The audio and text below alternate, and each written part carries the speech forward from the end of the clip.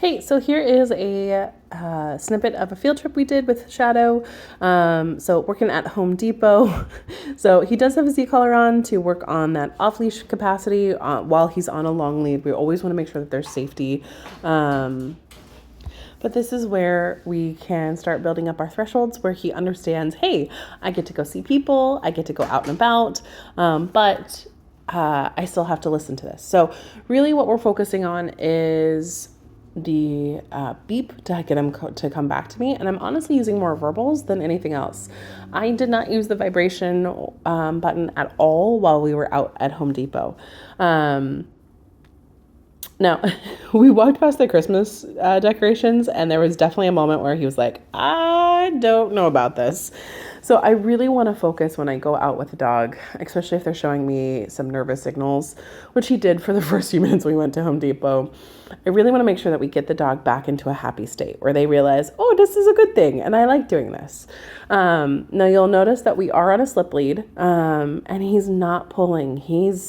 All that leash is kind of just hanging and going with me. And this is the difference of what an e-collar can do. And honestly, what a slip lead can do. He does this without the e-collar on and with a slip lead. And you're really not having a ton of tension on him. It's about getting him to think and engage, getting that mental capacity of, oh, I'm working. And using treats to reward the good behaviors that we want. Ultimately, then you can fade out the treats and you can just have a nice, calm dog walking with you. Shadow is a very smart and very intelligent dog. And over his time with us, there has been just leaps and bounds of understanding of, this is what I'm supposed to do. There's still moments where he's a knucklehead, and that's going to happen. We want to maintain who Shadow is.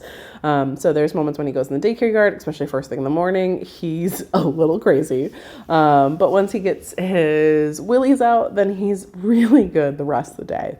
Sometimes we'll drill him in the morning of doing sit and down and place and touch and spin and focus for about 10 minutes. And then he's like, it's like we've taken a soda bottle that's been shooken up and released some of the steam.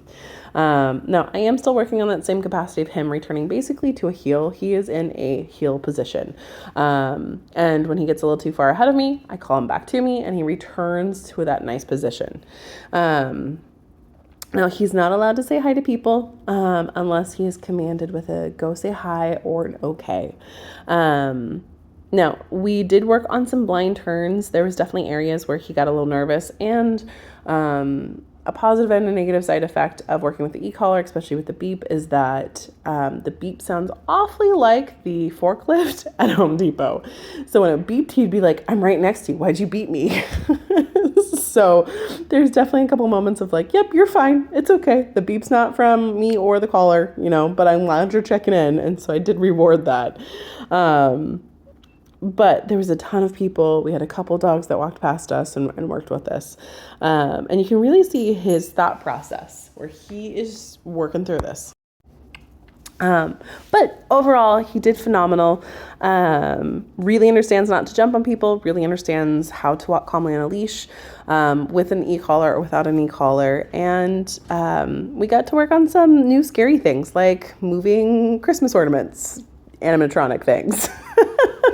We went outside and worked on, we had a couple bunnies run past us in the garden center, and he didn't go give chase. So all really good capacity. And you can see the derpy tongue that's hanging out. And when you pause and give him space to make that decision on his own, that is where he is succeeding. And that is where we're putting the accountability of behaviors back on him. And at his age, he's old enough to start taking on that. Not completely, but start taking that process on. Towards the end of this video, you're going to see us stop and sit. Now, there was a gentleman that was putting together something. It was a store employee that was putting probably a store display together, and the ratchet noise that he was making startled both, honestly, Shadow and I. So we turned back around and watched him put the stuff back together, and I rewarded him while he saw the big scary thing. And you can kind of visually see him relax as he does this. He's like, oh, it's not going to eat me. So anytime that he does get a little startled, especially new things or things that come out of nowhere, acknowledging them and rewarding him for seeing it and in a calm position really helps him kind of overcome that fear and realize it's not such a big deal.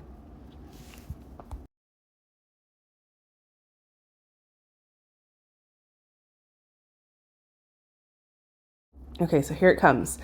So, oh, he's putting, I think heat lamps together. So right here, he makes that noise. And you can see Shadow like, oh, I don't like that. I don't like that at all. And I was like, you know what? Let's turn around. Let's work on this kiddo. So we sit and we stare at it. And I reward as he looks at it. And we get a little bit closer each time. And then I get Shadow back into a sit position. He checks in with me and I'm going to praise him. Yes, good boy. And you can see right here that thought process. He's deciding and choosing what's happening. And when he checks in, he gets a treat.